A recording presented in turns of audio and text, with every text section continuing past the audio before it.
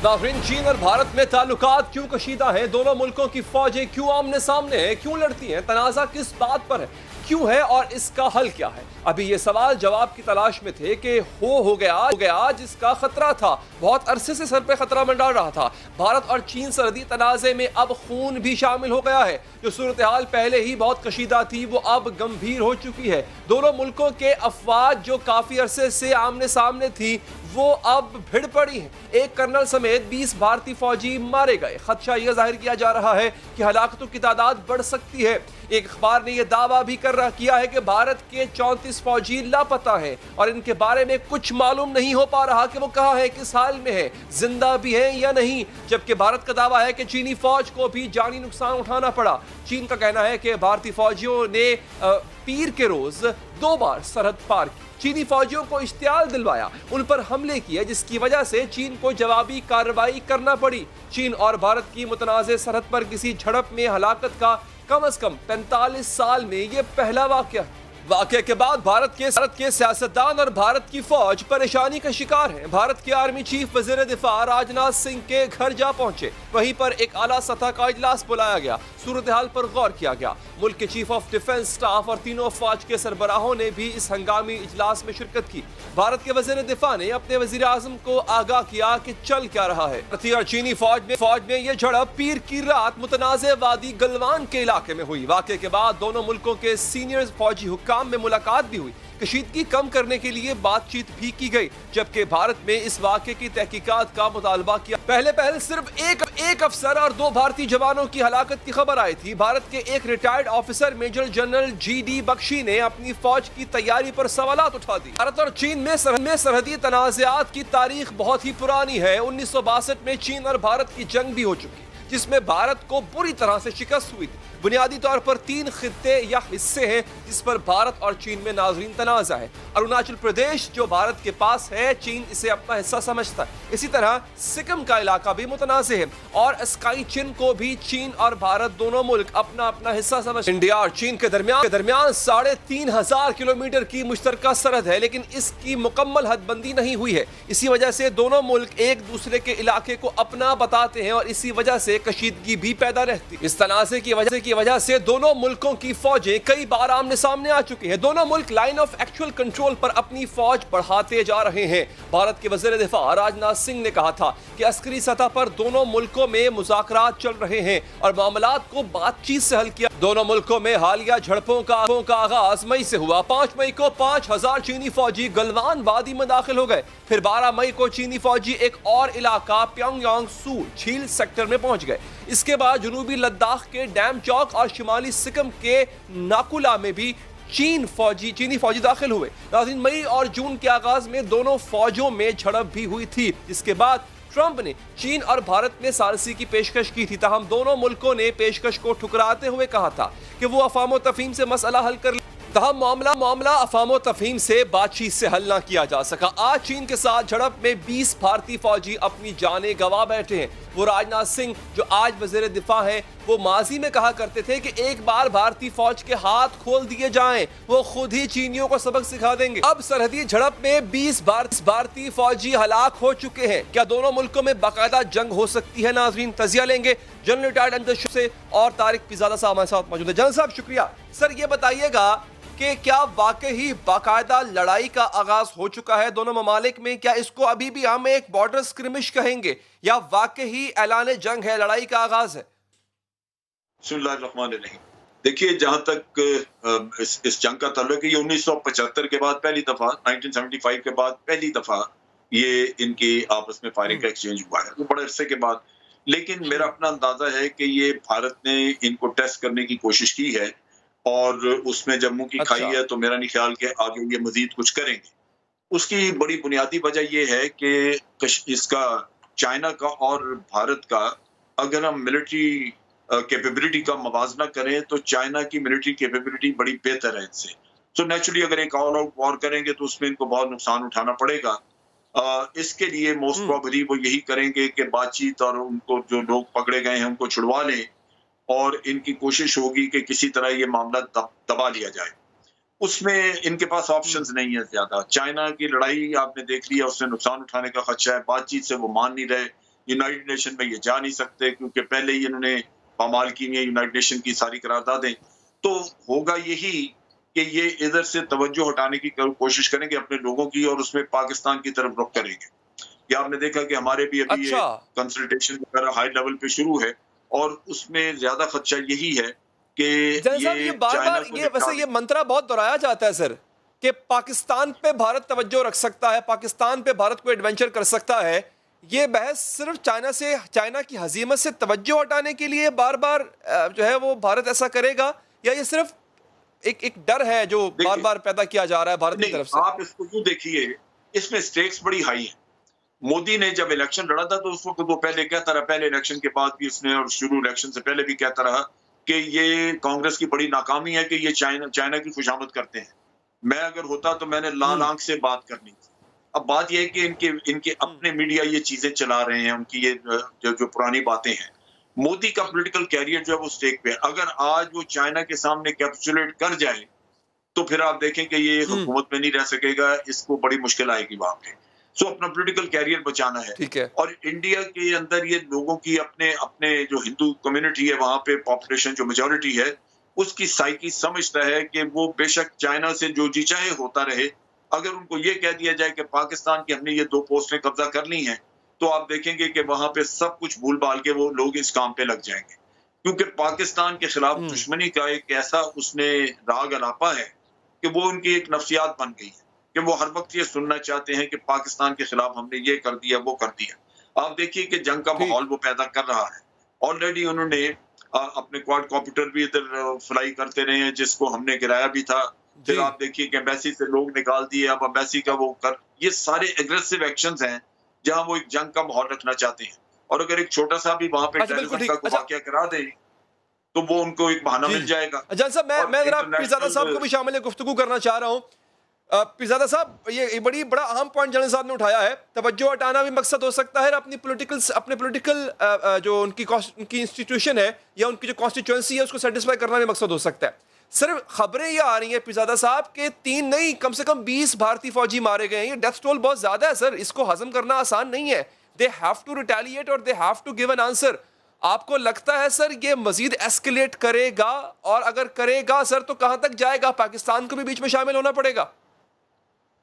नहीं, वो एक बात तो बड़ी वाज़ेह है कि भारत ये तासुर देना चाहता है कि वो कई महाजों पर, एक से ज्यादा महाजों पर, एक से ज्यादा मुल्कों के साथ अस्करी तसादुम जो है वो करने की पोजीशन में है, जंग करने की पोजीशन में है, और वो एक से ज्यादा महाजों पर जंगी कार्रवाई करने की सलाहियत रखता है।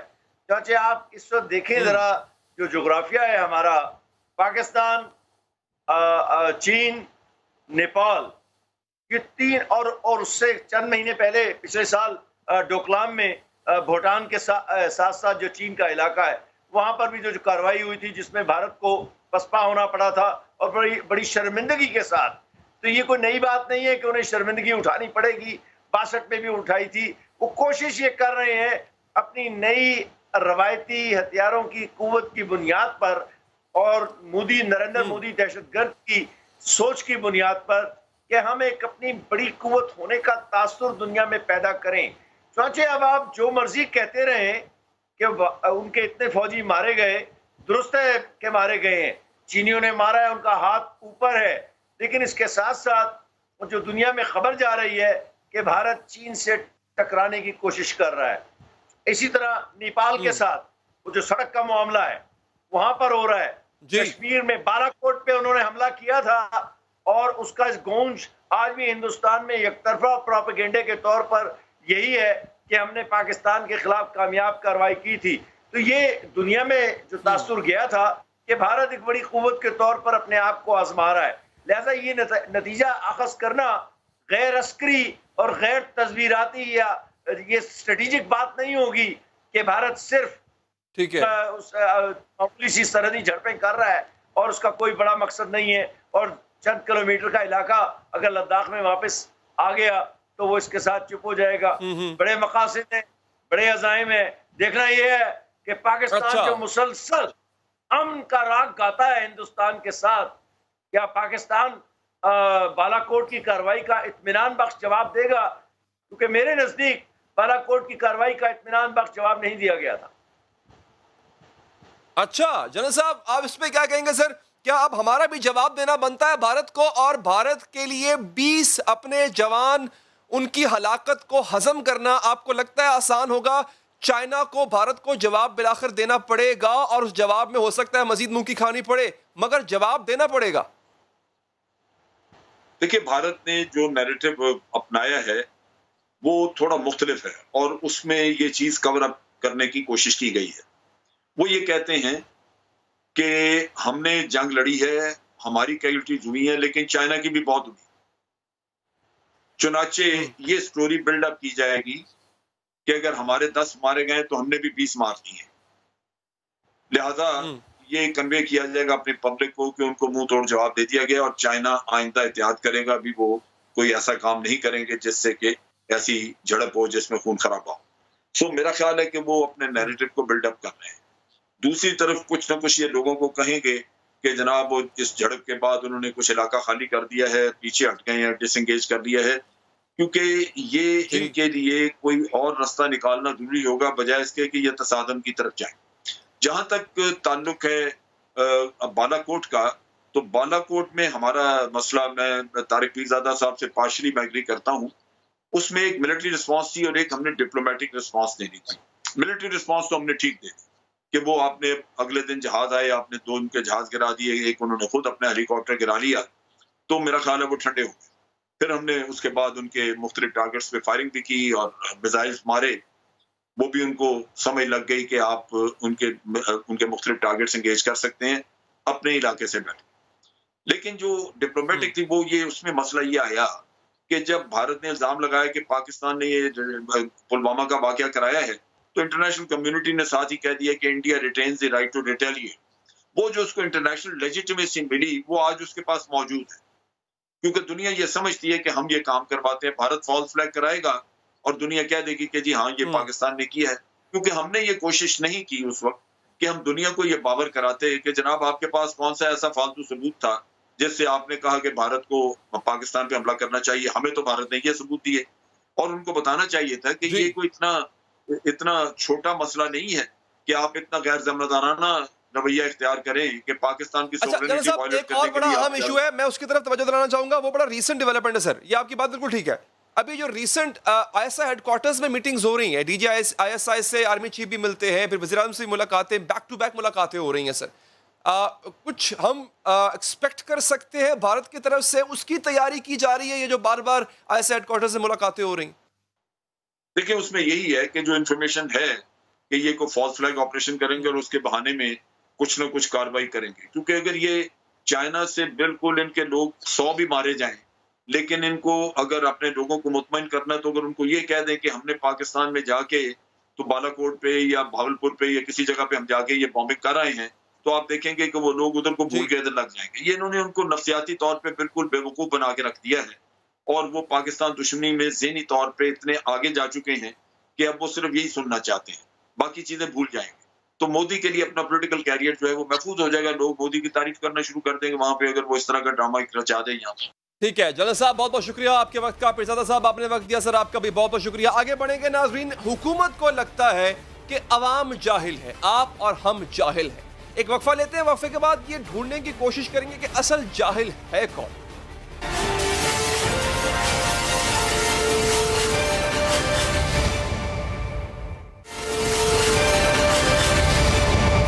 कोशिश फ्लॉप होने के बाद, हर हरबा आजमाए जाने के बाद, हर हिकमत अमली की नाकामी के बाद कोरोना के फैलाव को रोकने की एक और कोशिश की जा रही है। कोरोना की तबाहकारियों के आगे बंद बांधने के लिए मुल्क भर के सैकड़ों इलाकों को 14 दिन के लिए बंद किया जा रहा है। इस्लामाबाद, लाहौर, कराची, पेशावर और कोटा समेत मुल्क भर के इन 20 शहरों की निशानदही की जा चुकी है जहां कोरोना तेजी से फैल रहा है।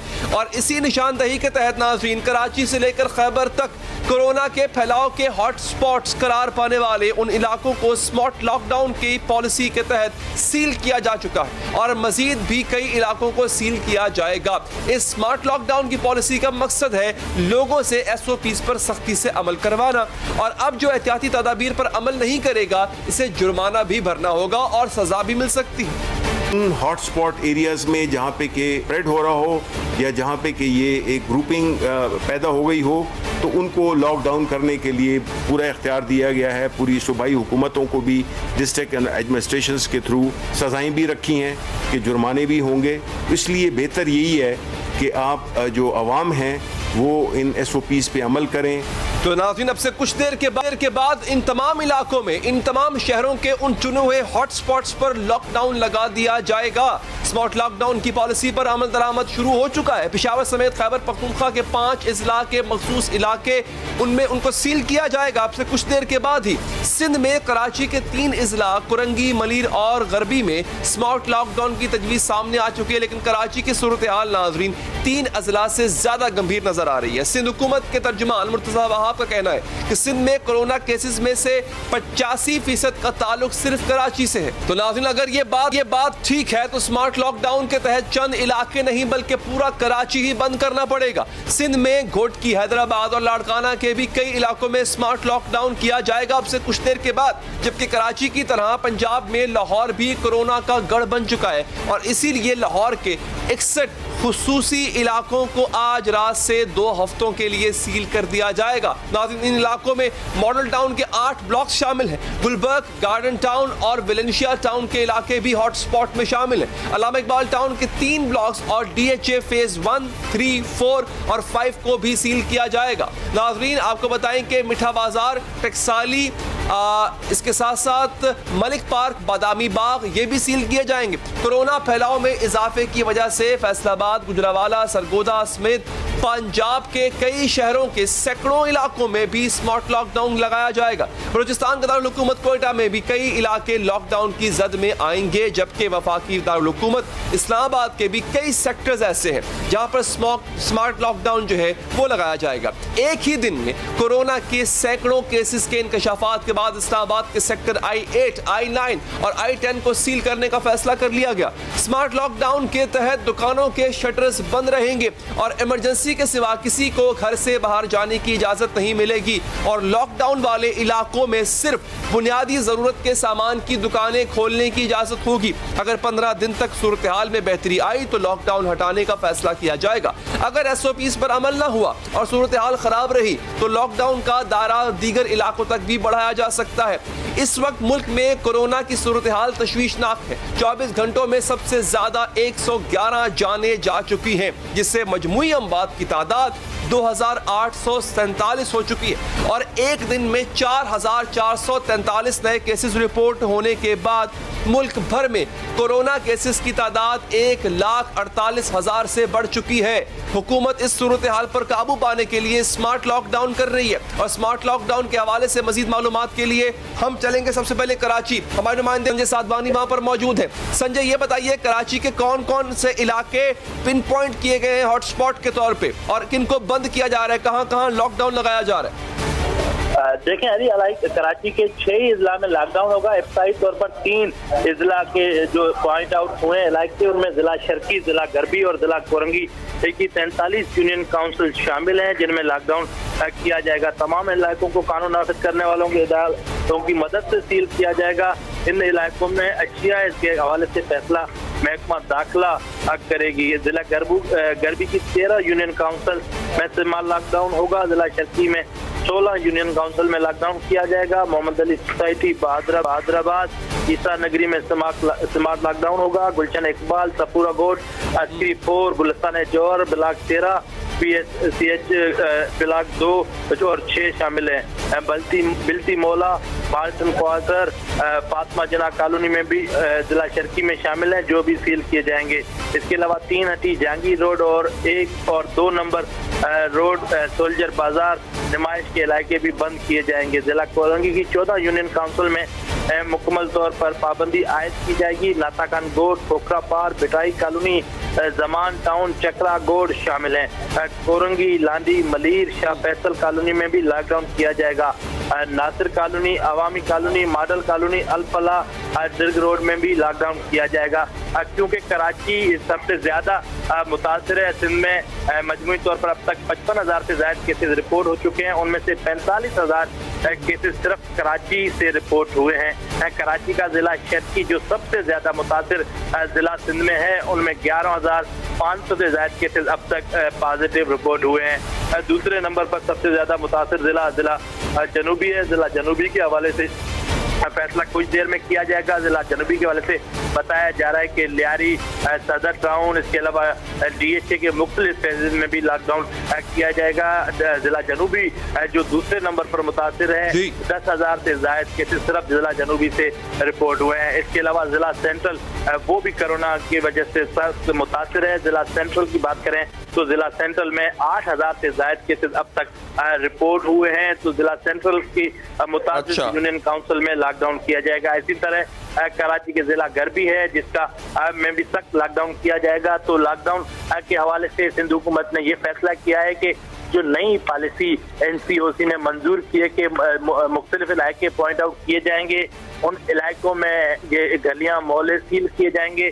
तो उसके बाद सिंध हुकूमत ने ये बड़ा फैसला किया है। इब्तदाई तौर पर 3 इजला की 43 यूनियन काउंसिल बंद होगी, जिससे कराची की तकरीबन हम कह सकते हैं 25% आबादी जो है वो मुतासिर होने का खदशा है, क्योंकि जिला जनूबी जो खैर कायद की शहर को समझा जाता है, और इसके अलावा जिला शर्की, इन दोनों इजला में सख्ती ज्यादा की जाएगी, क्योंकि यहाँ पर ज्यादा केसेस रिपोर्ट हुए हैं। जी बिल्कुल ठीक है। संजय साधवानी हमें कराची से अपडेट कर रहे थे, बहुत बहुत शुक्रिया आपका। नाम लाहौर की आवाम, बल्कि पूरे पाकिस्तान की आवाम कोई अलग ही मखलूक है। कोई बात मानते नहीं हैं, कोई बात सुनने को तैयार ही नहीं होते, कोई बात समझते नहीं है, हर चीज को तमाशा बना लेते हैं। जो एहतियात बताई जाए इसे इख्तियार नहीं करते, एहसास दिलाया जाए तो नाराज हो जाते हैं। ये गिला है कि पंजाब की वजीर सेहत जो ये गिला किया है, ये पंजाब की वजीर सेहत यास्मीन राशिद ने किया और किया है पाकिस्तान की आवाम से, और इसी बुनियाद पर उन्होंने आवाम को, आपको हमें जाहिल करार दिया। दुनिया में ऐसी मिसाल मुश्किल से ही मिले जब किसी मुल्क के लीडर ने टेलीविजन पर बैठकर अपनी आवाम को जाहिल कहा हो।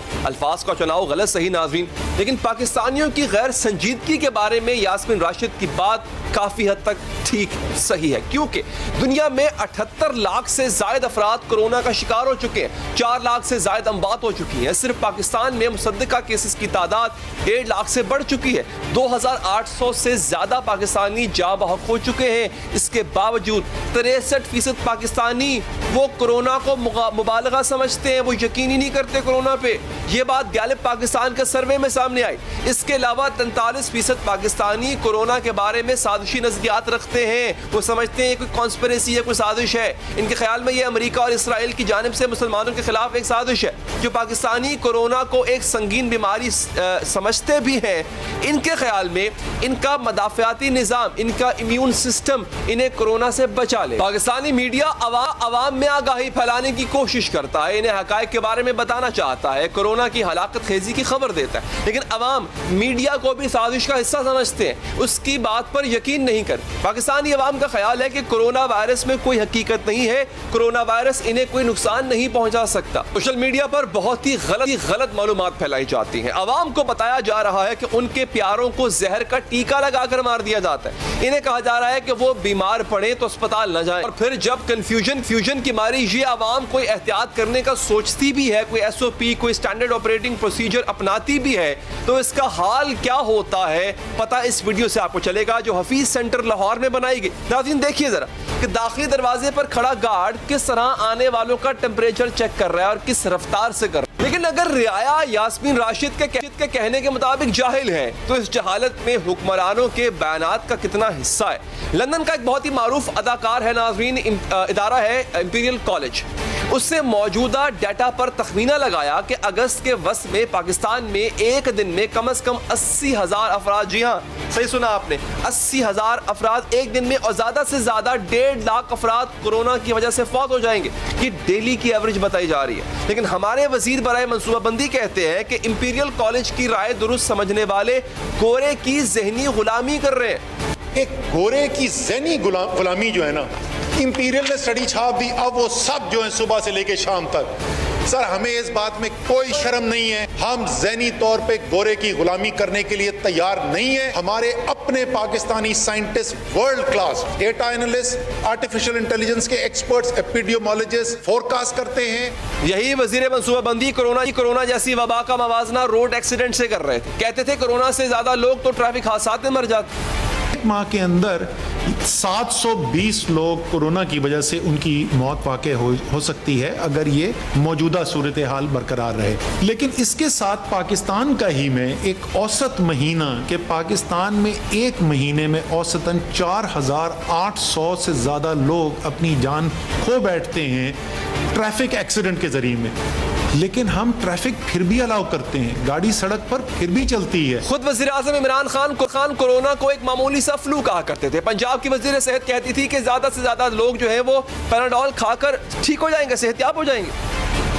एक किस्म का फ्लू है। ये आप सबको इस चीज से थोड़ा सा मुतमईन होना चाहिए कि 97% केसेस कोरोना के बिल्कुल ठीक हो जाते हैं। 97 में से 90% ऐसे केसेस हैं जिनको बड़ी माइल्ड सी होती है, यानी एक जुकाम जिस तरह खांसी हुई और ठीक हो गई। अगर 100 बंदे इन्फेक्ट हुए तो 80% पैनाडोल के साथ ही रिकवर कर लेंगे, उनको किसी किस्म की मजीद दवाई की जरूरत नहीं पड़ेगी। वज़ीर आज़म के मुआविन खुसूसी बराए सेहत डॉक्टर जफर मिर्जा कहते थे कि हर किसी को मास्क इस्तेमाल करने की जरूरत नहीं है, और बाद में यही जफर मिर्जा कह रहे थे कि मास्क पहनना लाजमी करार दे दिया जाएगा।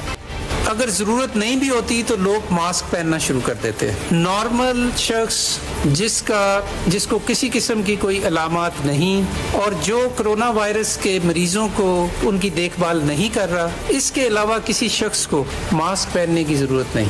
हम इस बात की पाबंदी अब लगा रहे हैं और इसका नोटिफिकेशन जारी कर रहे हैं कि मास्क अब पहनना ज़रूरी है। बाजार में अगर आप जाएं, एयरपोर्ट में जाएं, इस किस्म के हजूम वाली जगह में जाएं तो मास्क पहनना मैंडेटरी भी कर दिया है। सिंध में तहरीक इंसाफ के रुकन असम्बली कोरोना के अदाद-ओ-शुमार को गलत कह रहे थे। सिंध हुकूमत पर इल्जाम लगा रहे थे कि मरने वाले हर फर्द को कोरोना का मरीज करार दे दिया जाता है। झूठ की बुनियाद के ऊपर रोजाना ये फिगर्स को बढ़ा दिया जाता है। हम तो जब हॉस्पिटल्स में जाते हैं, मालूम करते हैं, तो पता चलता है कि कोरोना का पेशेंट ही नहीं वहाँ पे। बड़ी इनको मोहब्बत है कोरोना से, सारा दिन उन्होंने कोरोना लगाया हुआ है। पाकिस्तान के अंदर इस वक्त जो कोविड है, जो कोरोना वायरस है, वो कैटेगरी सी है, जो कि कमजोर तरीन कोविड है, कमजोर तरीन वायरस है। लोगों को इस तरह डराया जा रहा है कि लोग मर जाएंगे जैसे। और मजे की बात, जो शख्स आज मरता है सुबह में, उसको सिंध हुकूमत स्टैंप लगा देती है कि ये कोरोना वायरस से मरा। और इस वक्त खुर्रम साहब खुद भी कोरोना का शिकार है। अल्लाह ताला उनको सेहत दे, उनकी उम्र दराज करे, उनके लिए हम दुआ गो हैं। इस पर हम बात करेंगे। हमारे साथ मौजूद हैं काफी तज़्ज़ियानिगार जनाब इरशाद भट्टी साहब। भट्टी साहब, शुक्रिया आपके वक्त का और मुबारक हो सर, आपको, मुझे भी, आवाम को भी। हमारा शुमार अब जाहिलों में होता है, क्या कहेंगे सर? सर, इससे बड़ी खुशी की क्या बात है? यानी अच्छा, आज मैं ट्रंप का भी बयान पढ़ रहा था, वो कह रहे हैं कि कोरोना टेस्ट रोक दिए जाएं तो कोरोना केसेस की तादाद कम हो सकती है। यानी अल्हम्दुलिल्लाह क्या मुदब्बराना क़यादतें चारों तरफ मिली हुई हैं। मतलब ये है कि कोरोना फैलना रुक जाए तो फैलाव कम हो सकता है, कोरोना से लोग मरना रुक जाएं तो मौत कम हो सकती हैं।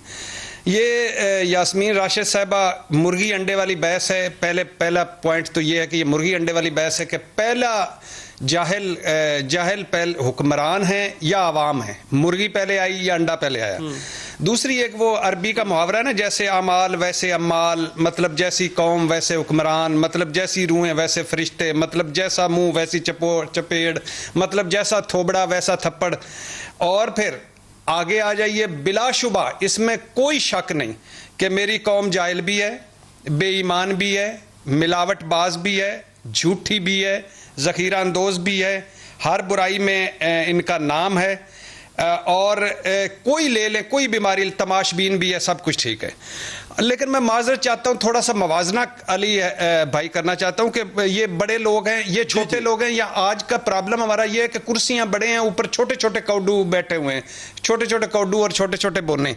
प्रॉब्लम ये है कि माजरत चाहता हूँ, कायदे आज़म ने कभी कहा हो इस कौम को कि ये भाई मुझे बड़ी अजीबो गरीब जाहिल कौम मिल गई है। नेल्सन मंडेला ने कभी अपनी कौम को कहा हो कि मुझे बड़ी जाहिल कौम मिल गई है। महातीर मोहम्मद ने कौम को बनाते हुए ये फिक्रा बोला हो, माओ ज़ेतुंग ने बोला हो, इब्राहिम लिंकन ने कहा हो इस जाहिल कौम। और फिर अच्छा, ये किसी ने नहीं कहा। फिर यही वो जाहिल कौम है जिसने अपना काम कर दिया जहालत में। क्या कर दिया? तब्दीली ले आई, स्टेटस को तोड़ दिया, माफिया को शिकस्त दी, सिसिलियन और गॉडफादर्स को हराया, और आज जिस कुर्सी पर वो वजीर बन के बैठी हैं, ये इसी जहालत का नतीजा है और इसी जाहिल कौम की वजह से। अच्छा, फिर ये आप बहुत बता चुके हैं कि ये सी टाइप कोरोना है, ये पैनाडोल की मार है, ये एक फ्लू है, गर्मियों में ख़त्म हो जाता है, नौजवानों को लगता नहीं है, लॉकडाउन करना है नहीं करना, ये तो फैलना ही है, इतने ना डरें और बहुत ज़्यादा डरें, इसे सीरियस ना लें और इसे सीरियस लें, ये बहुत संजीदा मसला है। अच्छा, ये आप और फिर यास्मीन राशिद साहबा की अपनी रिपोर्ट के उनसे पूछे, उन्होंने कहा कि हम पंजाब में कोरोना इसलिए नहीं ज्यादा फैला कि हमने लॉकडाउन सख्त किया था और अगले दिन वो अपनी मिनिस्ट्री की रिपोर्ट और लॉकडाउन खत्म, और हमारा कोरोना इसलिए नहीं ज्यादा फैला पंजाब में कि हमने एयरपोर्ट पर और मौसर चेकिंग और क्वारंटीन कैंप हमारे अच्छे थे और दोनों खत्म कर दिए। ये भी छोड़ दें। बात यह है, अच्छा बड़ी साहब, मैं भाईजान आप जो अपोजिशन करप्ट है। तारिक जमील साहब ने एक ऐसी गुफ्तगू की थी, मैं जरा आपको और नाज़रीन को सुनाना चाहता हूं, पर उस पर आपका तबसरा लूंगा सर मैं। अरे भट्टी साहब, अल्लाह ताला नाराज तो नहीं है हमसे? मैं सदके जाऊं आपकी मासूम सवाल पे, आज आप बदामी साहब से नंबर ले गए, बिल्कुल नाराज है और बड़ा सख्त नाराज है, इस्तग़फ़ार की जरूरत है। अच्छा, अपोजिशन अब ये 22 महीनों की कारकर्दगी देखिएगा। अपोजिशन करप्ट है, चोर है, डाकू है, बदल दो। ब्यूरोक्रेसी मुखालफिन से मिली हुई है, ये भी रिजेक्टेड। मीडिया मनफी है, माफिया है, करप्ट का नवाजा हुआ है, साजिया, इसे भी छोड़ दें। इत्तेहादी हमें मर्जी के नहीं मिले, भांत भांत के मिले, हमारी उसमें नहीं है। हालात तवक्कुआत से ज्यादा खराब है, अवाम जाहिल है। तो करना क्या है? यूरोप से अवाम लाते हैं, अमेरिका के वसाइल लाते हैं, मीडिया सऊदी अरब का लाते हैं क्योंकि वो बोलता नहीं है, ब्यूरोक्रेसी बरतानिया की ले आते हैं। अपोजिशन हो ही ना, ये ऐसे ही डंग डंगा सब पड़ा रहा, अपोजिशन नहीं होना चाहिए। तो उसके बाद इनको ये देते हैं और फिर करते हैं, फिर इनके हवाले करते हैं और इनको फिर 22 महीने देते हैं। फिर अगर ये कोई प्रॉब्लम ना हुई तो बात ये है भाईजान, आप यास्मीन राशिद साहबा, इमरान खान साहब, तब्दीली सरकार साहब, आप हार रहे हैं। ये मेरी बात ज़हन में लिख लीजिए, आप हार रहे हैं, आप नाकाम हो रहे हैं, आप डिलीवर नहीं कर पा रहे, आप नालायक निकल रहे हैं, आप सुस्त निकल रहे हैं, आप कंफ्यूज निकल रहे हैं, आपके वादे दावे नारे हवाई निकल रहे हैं। खुदा के लिए आपके गोदाम भरे पड़े, आपका दवाइयों वाला मसला नहीं हल हुआ, आपके गोदाम भरे पड़े थे गंदम और आटे से, आटा का बहरान था। आपके चीनी के गोदाम भरे हुए थे, चीनी नहीं मिल रही थी। आपके पेट्रोल वाफर मिकदार में पेट्रोल नहीं मिल रहा। आपके पास माफियाज बैठे हुए हैं, आप चारों तरफ से घिर गए हैं, आप आवाम की तवक्कुआत पर पूरा नहीं उतर रहे। अब आप ये फ्रस्ट्रेशन है, ये घबराहट है, तो खुदा के लिए अब फोकस करें अपने आप पे। ये 22 महीने गुजर गए, 28 रह गए हैं। 28 में से भी आपने सारे अहदाफ कोरोना के साथ आपने वाबस्ता हैं और अगला पूरा साल भी आपको होश नहीं आनी। तो बात बुनियादी तौर पे एक ही है कि आप डिलीवर नहीं कर पा रहे, नाकाम हो रहे हैं।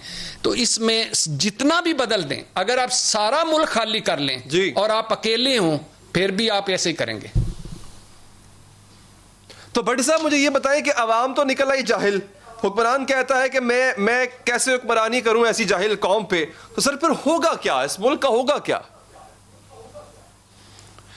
सर दो जो मुझे खौफ है, वसवसा है, खदशा है कि ये लास्ट रोड़ी जंक्शन था, ये लास्ट होप है, ये लास्ट उम्मीद है मेरी और आपकी नस्ल में आखिरी।